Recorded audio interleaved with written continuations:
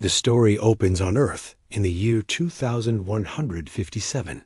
The planet is dying. Massive solar flares had destroyed the atmosphere, turning the surface into a wasteland. Most of humanity lives in underground cities, surviving on recycled air and synthetic food. Main character: David Kane, a 34-year-old engineer and single father to his 8-year-old daughter Emma. His wife Lisa died 3 years ago from radiation poisoning while trying to repair surface equipment. David works in the communications center of New Haven, one of the last underground cities. The population has dropped from 50,000 to just 8,000 in the past year. Food is running out, and the air recyclers are failing. One night, while Emma sleeps, David picks up a strange signal from deep space. The transmission is clearly artificial, but not human. The alien message contains mathematical sequences and star charts pointing to a system 47 light-years away. The message repeats one phrase in broken English: "Safe place ... dying ones welcome." David realizes this might be humanity's only hope. He has been secretly working on a small, faster-than-light ship in the abandoned sections of the city, using parts from broken machines. The ship can only carry 2 people. The city council doesn't believe the alien transmission is real. They think it's a hoax or wishful thinking. David knows he has only days before the city's life support completely fails. As he watches Emma sleep, David remembers Lisa's last words: "Keep her safe, no matter what." He makes the hardest decision of his life. He will steal supplies and take Emma to find this alien sanctuary. The chapter ends with David looking at Lisa's photograph and whispering, "I promise I'll tell Emma about you every day, wherever we end up." David and Emma launch in their small ship, the Hope's Dawn, just as New Haven's main reactor begins to fail. Emma doesn't fully understand what's happening. She thinks they're going on a space adventure like in her storybooks. Their ship is barely holding together. David built it from scraps, but it's the best human engineering can achieve with limited resources. The faster-than-light drive is experimental and dangerous. One mistake could tear them apart. During the journey, David tells Emma stories about her mother, how Lisa was the bravest person he knew, how she would sing Emma to sleep, and how she sacrificed herself to save others. Emma carries Lisa's old music box. The only thing they could bring from home. 3 days into the journey, they encounter their first alien contact. A massive ship appears sleek and advanced beyond human understanding. David expects to be destroyed, but instead, the aliens scan their ship and then do nothing. They simply observe. Emma isn't afraid. She waves at the alien ship through the window. David realizes the aliens might be testing them, seeing if humans are aggressive or peaceful. Alien ship transmits a single message: follow. It begins moving toward the star system from the original transmission. David's ship is failing. The engine is overheating, and they're running out of food. Emma gets sick from the recycled air. David faces the choice of turning back, certain death, or pushing forward, probable death. He remembers how Lisa never gave up, even when the radiation was killing her. She kept working until her last breath. David decides to keep going. The alien ship seems to sense their distress. It extends a strange energy field around the Hope's Dawn, stabilizing their ship and purifying their air. Emma recovers quickly. "Are they helping us, Daddy?" Emma asks. "I think they are, sweetheart. I think your mom sent them to help us." They arrive at the alien system to find something incredible, a massive space station surrounding a star, with ships from dozens of different species. This is a sanctuary for dying civilizations, but entry isn't guaranteed. The aliens who guided them are called the Builders. They're an ancient race that survived their own planet's death millions of years ago. They created this sanctuary to preserve the knowledge and culture of species facing extinction. But there's a test. Each species must prove they deserve to survive by showing three qualities: intelligence, compassion, and the will to protect others even at personal cost. David and Emma are separated for the test. David panics. He can't lose Emma too. But builders explain that the test must be individual, though its results affect both.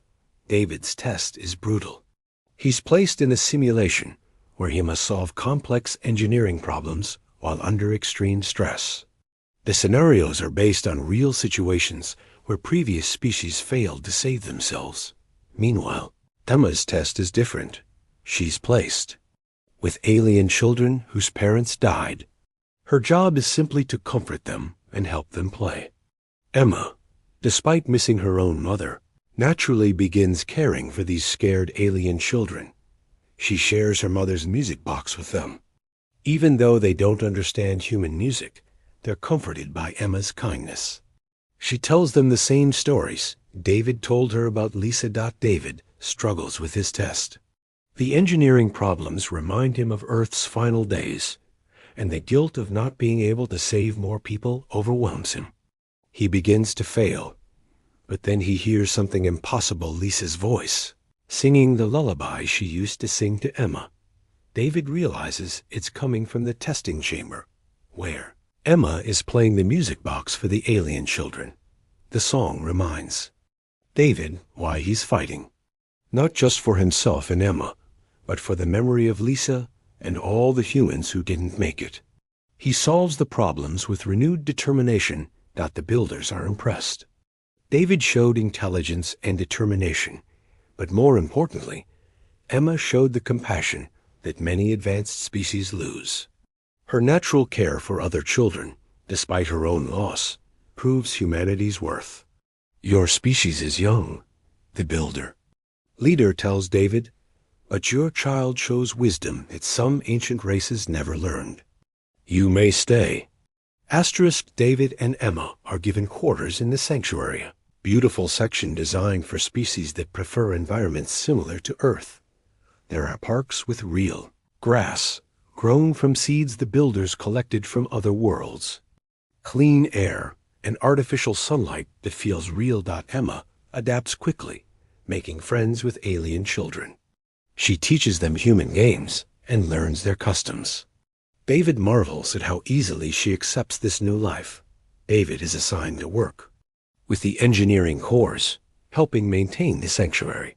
He discovers that his human ingenuity, the ability to fix things with limited resources, is highly valued.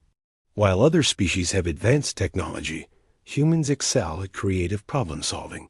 He also learns the sanctuary's history. It houses the last survivors of 200 different species. Some arrived with millions of refugees in massive ships. Others, like David and Emma, arrived as the final two members of their race. David begins to find peace, but he's haunted by survivors. Guilt.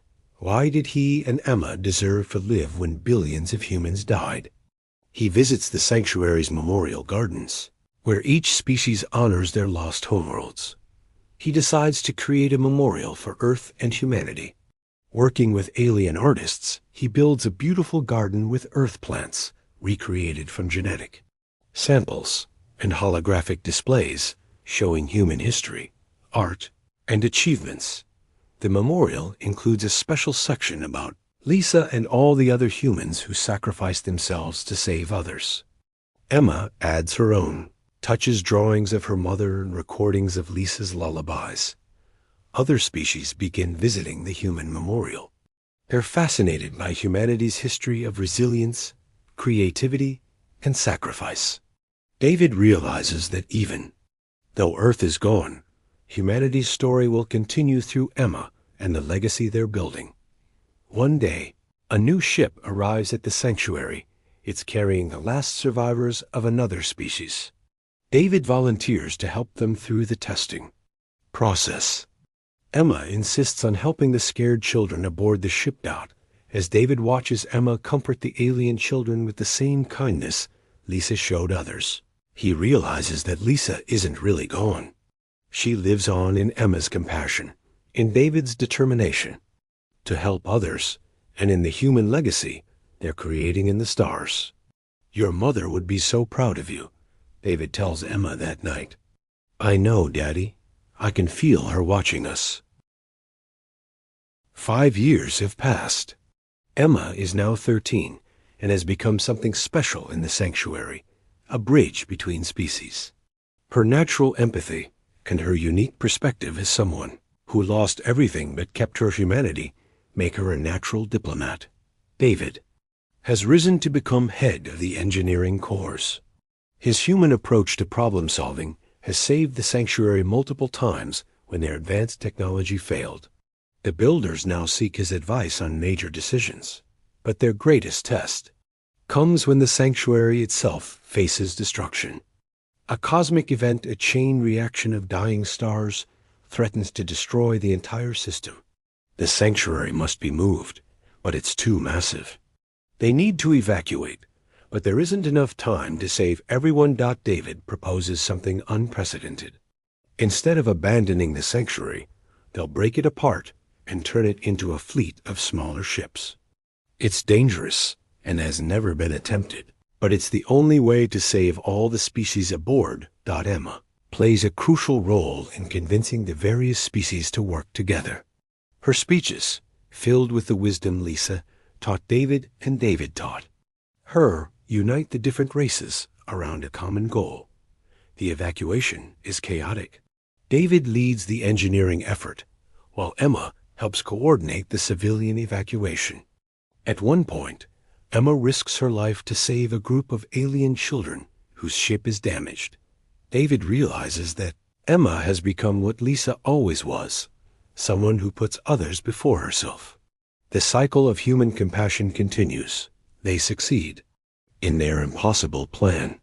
The sanctuary becomes a fleet of interconnected ships, carrying the survivors of 200 species to a new star system. But more importantly, they've proven that cooperation between species is possible. In the new system, they don't just rebuild the sanctuary, they improve it. Each species contributes their best knowledge and technology. Humans, despite being one of the youngest species, are recognized as leaders because of their unique combination of ingenuity and compassion. The story ends with David and Emma standing in the new memorial garden. Emma, now a young woman, places a new hologram in the human section, a recording of Lisa singing her lullaby, but now translated into the languages of all 200 species in the sanctuary. She's not just our mother anymore, Emma tells David. She's become a mother to all of us. David realizes that their escape from Earth wasn't just about survival. It was about carrying the best of humanity to the stars. Lisa's love, Emma's compassion, and his own determination have become the foundation for something greater than they ever imagined.